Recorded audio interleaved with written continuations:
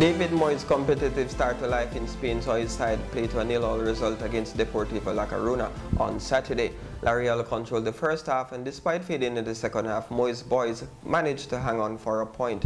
Now, Angie, it was almost inevitable that they faded in the second half. Pretty much sure as night follows day. Under the previous manager, Jagoba Arasate, the players sort of played very nonchalant. They improvised whether they wanted, and they just played at a lack space, and that showed based on the results that Moyes inherited.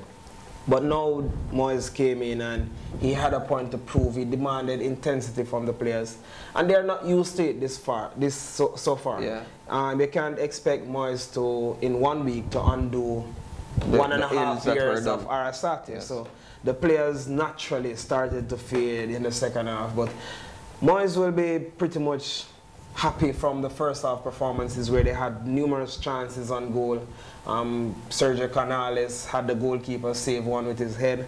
They dominated the first half, but in the second they played pretty much deeper and a very defensive game, yes, trying to hang on for the points. Well, a good start to say the least. So that with them not having any Champions League, Moyes must have a chance now to build.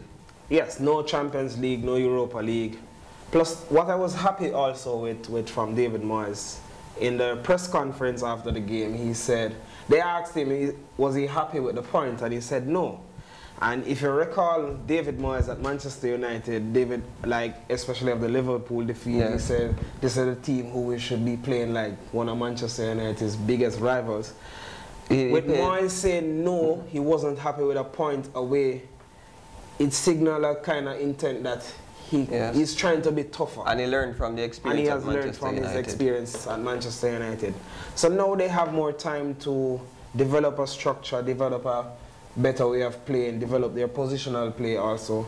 But he can't too persist with the double training sessions, yes, per day. Yes. Maybe he took a page out of Louis van Gaal's book.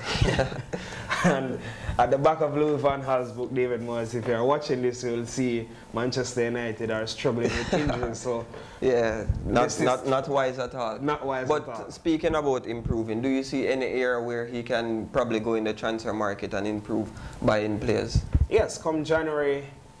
First up, they don't have any traditional wingers. And if you understand, if you look at Moyes' type of game from Everton, he needed width from the wingers, yes, and players who can go and cross it and so forth. But they don't have the cash that the English teams would have, and the teams at the upper echelon in La Liga would, yes, have. So they'll have to look around in Spain for the cheap buys from the lesser clubs or even from their own youth system. Yes, but probably you will also need a Marouane Fellaini to play the aerial. Fellaini is doing pretty well without Moyes. Exactly, I'm a bit surprised by Marouane Fellaini because as a Manchester United fan, I didn't see him as a Man U player, but now I'm getting grips of it. But back to La Liga now. Moyes, as he said, he's growing, and he had a bit of an altercation on the touchline. Yes, he went on, a pass came out and he went on, it was going outside for a throw, and he anticipated and went on and gave the ball back to his players, and that angered the assistant trainer for Deportivo La Coruna. But Moyes, like a little puppy, kept telling him, calm down, yeah, with pretty much limited Spanish or good English from the good English, Scottish English. Yeah. Well, speaking of the touchline, another coach who was on the touchline for the first time was Roberto Mancini on return to Inter Milan. He saw his team come from behind to draw 1-1 with AC Milan. Andrew, you said Mancini would ditch a three-at-the-back system Mazzarri used, and he did just that. Yes, Roberto Mancini, in his time at Italy and wherever he has gone to manage, is used to playing with a 4 at the back, yes, and he did that. He dropped Nemanja Vidic, of all persons, and played with Ranocchia and Juan Jesus at the back. So they played 4-3-1-2 with Kovacic, the Croatian, playing behind Mauro Icardi and Rodrigo Palazzo up top. So with Inter kind of squinched in the middle of the field, he expected Milan to have the better on the flanks, and that was where Milan goal came, the opener for the game. A pass out wide to Stefan El Shaarawy, and he crossed for Jeremy Mendes to open the scoring. Well, AC Milan, they did miss a glorious chance to go 2-1 up in about 15 minutes remaining in the game. That was very detrimental. Yes, cost them 2 extra points. after Inter equalized through Joel Obi. Stefan Elshaw raced through on a brilliant pass from Giacomo Bonaventura, and he wronged Handanovic, but the ball clipped off the crossbar. Missed.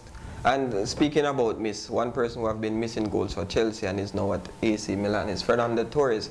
And he missed the opportunity of reuniting, well actually reuniting the rivalry with Nemanja Vidic, because Vidic didn't play as you mentioned. Yes, Vidic was benched by Mancini to continue with his four at the back. But Fernando Torres, pretty ominous throughout. He has only scored 1 goal for AC Milan in the Serie A thus far, and that was in the early stages. I think it's about his first or second game at Empoli, and he says he wants to be top scorer this season, so maybe we should expect the goals in the second half of the season. He was substituted in the 73rd minute to be replaced by Honda, and the game just fizzled out. But it's not going so well for Vidic at Inter Milan, and we know he's a very physical type of player, and we thought that the Serie A would have suited his style. What's going wrong for Vidic? The thing with Vidic is that, and many English defenders are Vidic Serbian, but have the British style of playing, physical and tough. He's used to seeing his man and posting up against him. Now in Italy the game is more tactical, where you have to zonal mark more than how you would man mark in England, and that is a big difference for Vidic. So his reading of the game has been a little bit poor, and he has made some costly mistakes against Cagliari, where Inter lost 4-1 at home, and against Palermo Vidic was culpable for some of those mistakes, some of those goals. Well, now that you say that, I see validity in Mancini dropping him. I thought Mancini might have dropped him because you remember that he was at Manchester United while Mancini was at Man City, and, you know, saying this is punishment for playing to my rivals. Pretty cynical from me. Being a Manchester United fan myself. Well, that's all the time we have for Hashtag Football on this Monday, but join us again on Friday when we preview all the football leagues that matter to you. I'm Valentino Thompson, he was Andrew Peart.